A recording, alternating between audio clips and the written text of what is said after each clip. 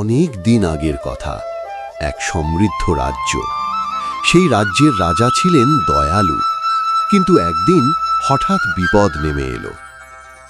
রাজকন্যা পদ্মাবতী এক রাতে অদ্ভুত অসুখে পড়ল।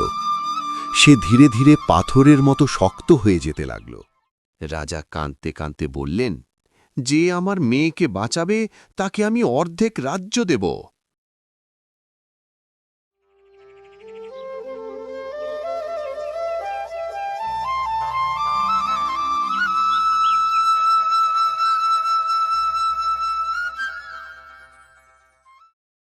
ওহ, আমার ফুটফুটে মেয়েটারই কি হলো?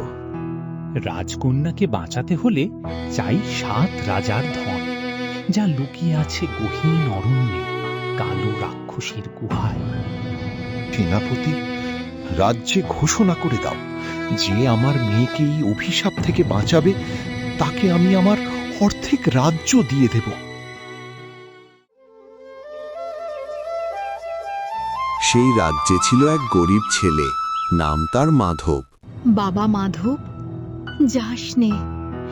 রাক্ষসীর গুহা থেকে আজ পর্যন্ত কেউ ফিরে আসেনি। তুই ছাড়া আমার যে আর কেউ নেই বাপ।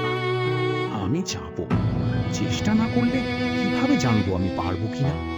তুমি শুধু আমায় আশীর্বাদ করো।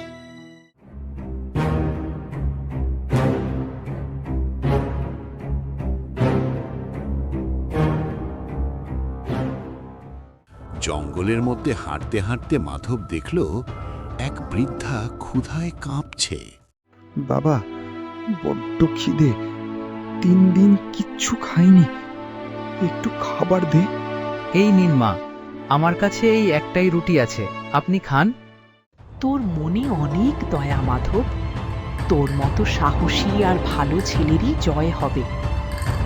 এই নে জাদুর বাঁশি, বিপদে পড়লে এটা বাজাস, সাহায্য পাবি। আরও এগোতেই এক বিশাল সাপ পথ আটকে দাঁড়ালো। কোথায় যাচ্ছিস পুচকে ছেলে? আজ তুই আমার সকালের নাস্তা হবি।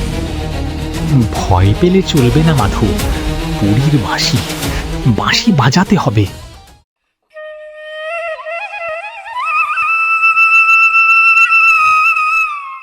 সাথে সাথে পাখি এসে সাপটাকে তাড়িয়ে দিল।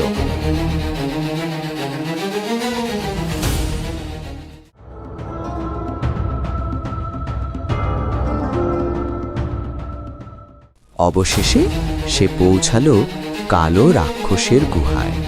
মাধব লুকিয়ে দেখে এক কোণে সোনার সিন্ধুক, সেটাই 7 রাজার ধন। মাধব ভাবল, শক্তিতে পারবো না, বুদ্ধি লাগাতে হবে। সে জোরে বলল, মানুষের গন্ধ, কে রে আমার ঘরে ঢুকেছে?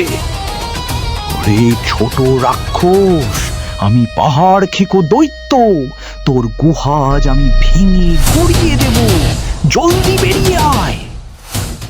রাক্ষস ভয় পেয়ে বাইরে দৌড় দিল। মাধব তখন সিন্দুক নিয়ে পালাল। ফিরে আসার পথে এক উত্তাল নদী। মাধব আবার বাঁশি বাজালো।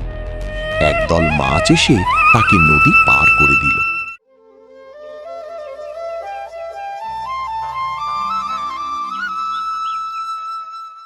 প্রাসাদে ফিরে সিন্দুক খুলতেই আলো ছড়িয়ে পড়ল। রাজকন্যার শরীর থেকে পাথরের আস্তরণ গলে গেল। সে ধীরে ধীরে চোখ খুলে বলল, আমি কোথায়? এতক্ষণ যেন আমি এক গভীর অন্ধকারে ঘুমিয়েছিলাম। রাজা আনন্দে কাঁদতে লাগলেন। বাবা মাধব, তুমি আমার মেয়ে আর রাজ্য বাঁচিয়েছ। মাধব পেল অর্ধেক রাজ্য আর রাজকন্যার ভালোবাসা।